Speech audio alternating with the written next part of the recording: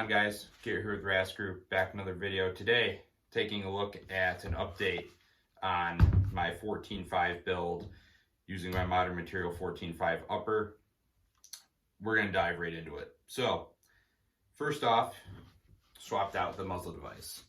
This is a Sons of Liberty Gunworks Nox.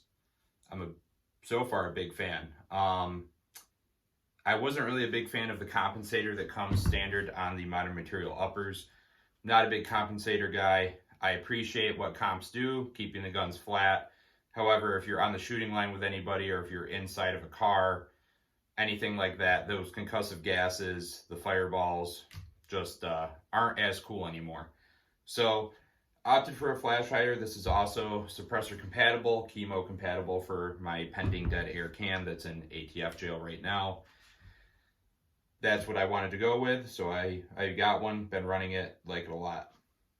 Next, as far as my light and laser setup, you will notice that I'm sorry guys, you will notice I'm no longer running the Unity Tactical Fusion Hub system. I like the Unity Tactical Fusion Hub system, I really do. However, for what I wanted to be able to do with this rifle, it just didn't make sense. I like to be able to take the laser off if I'm not doing any type of night vision shoot or night vision class or something like that. And having the D-ball direct mounted to the Fusion Hub was kind of counterintuitive to that purpose, right? So I took off the Fusion Hub, I put the QD back on, I put the QD lever forward so that it's easy for me to get to. It's not messing with my switchology too much. Or I'm sorry, my cable management to my switchology, I should say. And then instead of running the light bar on the Fusion Hub, I opted for this swivel mount from Overbore Systems. So as you can see, it is pretty streamlined, not too bulky, not too big, but I can, see if I can do this one-handed.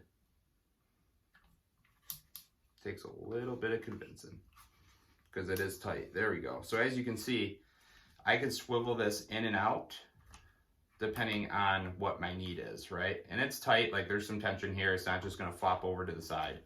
So it can go all the way out to the side, as you see. And then if you wanna get it nice and tight, you just roll it up in.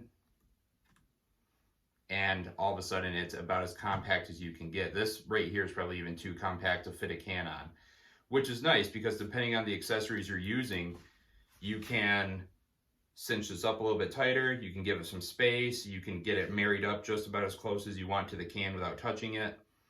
I'm a big fan. So this system works for me for what I want to do right now, for what my purpose with this rifle is, which is learning, maybe teaching someday, but right now, most definitely learning, going out, enhancing my skill set, stuff like that. I also changed out the tail cap to a Surefire DS00, so I do have my option for a cable, and then I also have a direct option right above that.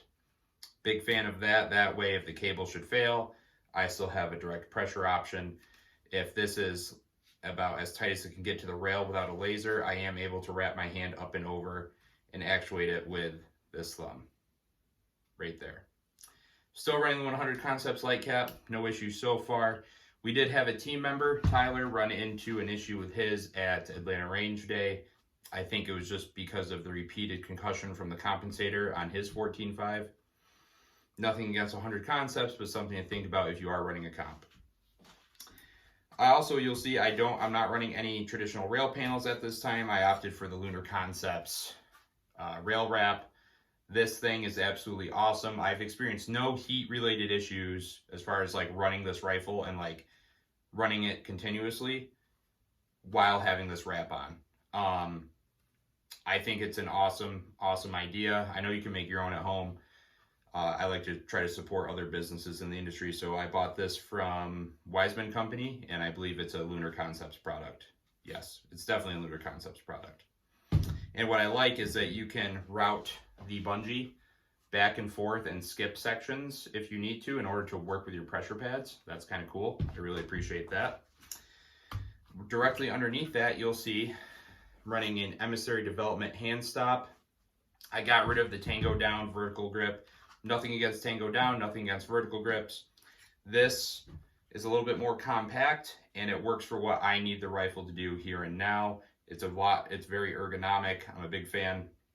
I think, personally, this is going to be my go-to option going forward.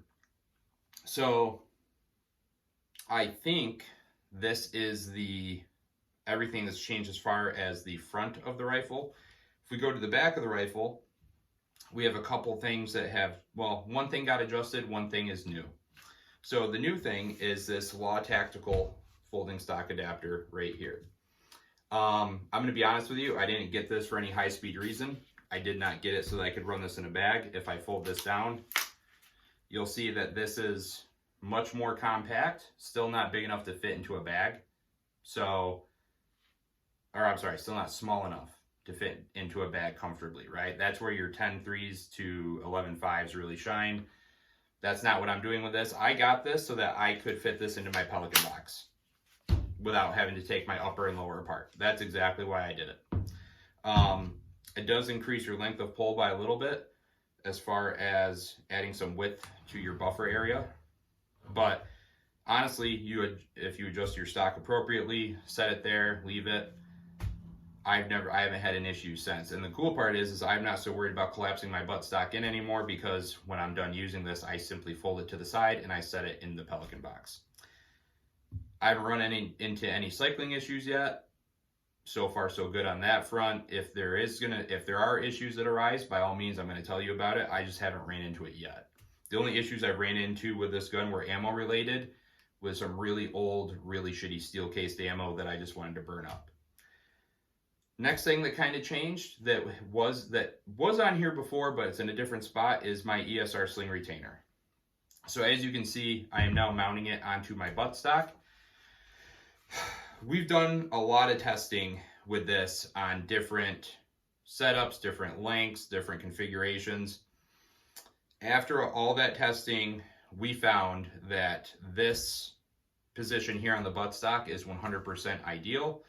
As you can see, my rail stays clear. I have no clutter up front. It doesn't interfere with me getting a solid purchase with my support hand, doesn't interfere with my switchology, and it still keeps the sling nice and tight to the gun, as you can see, and I'm not running into any issues. This little bit of extra padding on the buttstock does not interfere with my shoulder pocket at all. It doesn't bother me. It's literally a single layer of fabric right here. I mean, it's slightly padded, and I don't even notice it if I just pick this up and start shooting. So we are working on a second version of the RAS Group ESR Enhanced Sling Retainer V2. It's just going to be a little bit before that is finalized and available for purchase, but that is